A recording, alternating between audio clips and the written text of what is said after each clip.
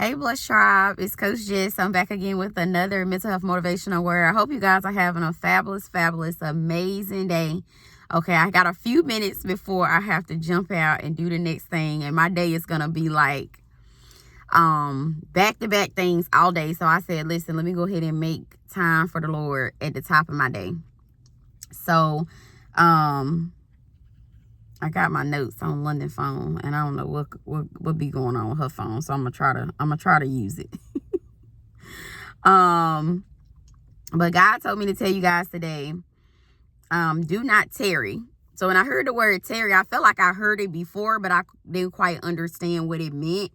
So it says to tarry is to prolong something, like procrastinate. And I have like these assignments due, and I procrastinate like a lot. And God was saying, you're not going to be able to do that when it comes to my business. So that's something he's breaking me out of in this season, is procrastination. He's saying, you probably a procrastinator too. You know you got to do stuff, and you just be like, you get the burst of energy to do it at the last minute versus not tarrying, not letting it just worry you, not letting it linger. Just go ahead and do it.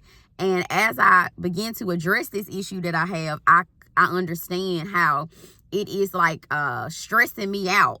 So your daddy is saying, do not tarry with things that he's told you to do, obligations he's told you to do, people he told you to cut out, duties he said do, responsibilities he said pick up. Don't let those things be prolonged. Don't put them off on the back burner saying I can do it another day. Why put off what you can do another day for what you can do right now?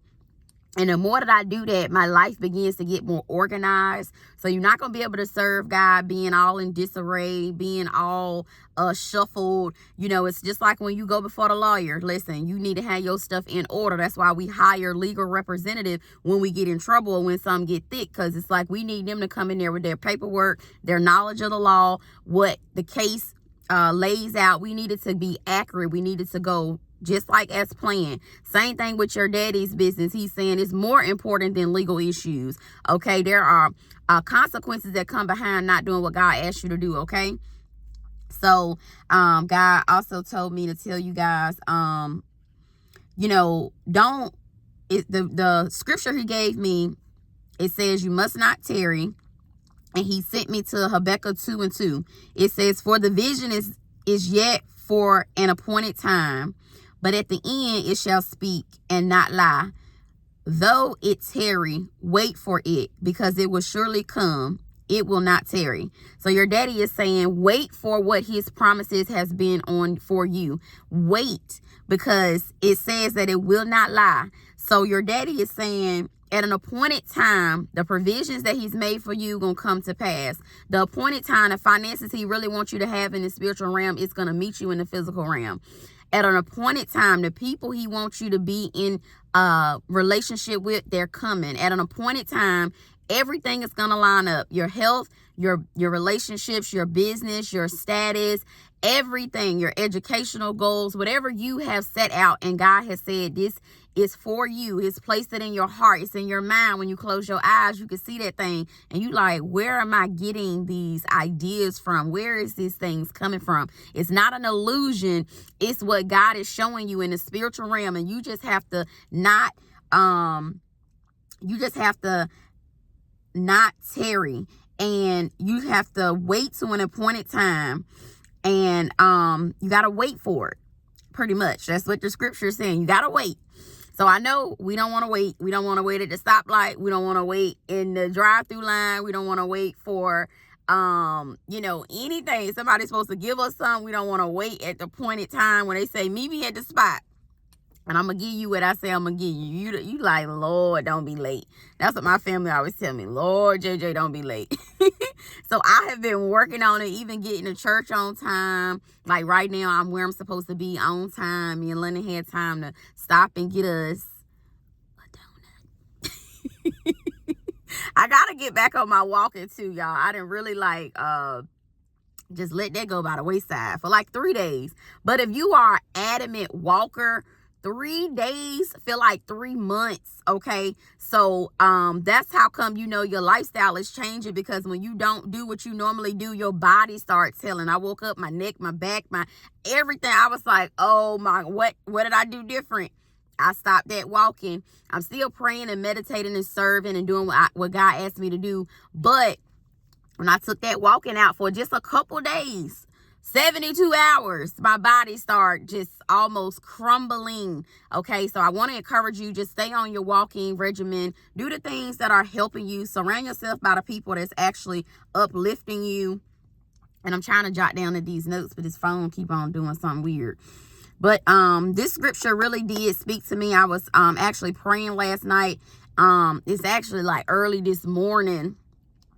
God be having me pray before I go to bed. And I be like, God, now, you know, I'm extremely exhausted. But it's like, bring your crumbs that you have and God will make it whole. So I was exhausted, but God said, come to me and I will renew your strength. A lot of things we try to do out of our own strength, out of our own will, out of our own intellect, our knowledge. We have to come to God as babies, as infants looking for milk, okay, until we're able to eat solid foods in God's spirit. All right. So God said, bring him your crumbs, your drug addictions, your sex addictions, your porn addictions, your inability to control your anger, your, your need to please other people. You always thinking lower yourself, low self-esteem, not having no boundaries. Bring God your crumbs, your crumbling relationships, your crumbling channels, your procrastination. I have to bring these things to God as well. So your daddy said, bring him the crumbs and he will make sure that this scripture at an appointed time, but at the end it shall speak and not lie. Though it tarry. So though it seems like you never gonna get rid of this addiction, though it seems like you gotta wait for it forever, it seems like the flood takes forever, but when it comes, you like, man, it came so fast, it scared me. That's what he said. He said, it's gonna happen so fast, it's gonna give you whiplash. You're gonna be saying, God, I wasn't prepared. I didn't know you had all of this. So that's why it's taking so long, because you have to wait for big monumental things to happen, because God is saying it's going to be so big, it's going to be so wide, it's going to be so great. You're going to have to have a team of people to help you with it. It's going to be so massive. I was in a book, I forget what book it was. I think it was Luke, where he had told them to take the boats back out there, and they was like, no, I've been at it all night, ain't nothing out there, ain't nothing biting. Your daddy said, go on back out there. And the nets began to break because they collected so much fish. Y'all know the scripture I'm talking about. But the nets began to break because it was so much fish. God said that's how it's going to be for you. That's why you have to wait all night long. That's why you got to wait years and months, and failed relationships, failed business plans, failed ideas. You got to go through those growing pains so you can actually have the resiliency and the know-how to be able to sustain what God got for you. Sometimes we think failure is, we did something wrong. We didn't pay attention. We were not, witty enough. We wasn't paying attention to the discernment, the characters of these people. That's not true. Your daddy said you had to learn through those bad experiences, bad things that hurt you. You be like, man, why did I not protect myself from going through this? Why wasn't I wiser? Why wasn't I smarter? Why wasn't I paying more attention? Your daddy said, no. It's learning lessons and all of that, okay? So that's why you had to wait, is because God is saying that it's going to take longer than you expected. He said, don't give up, because what you seek is upon you. So if you have been plowing towards something, I know me, y'all see me, we've been plowing towards something. And the same thing with you. You may have your health goals, your educational goals. You may have some career goals, some family goals, personal goals, whatever it may be.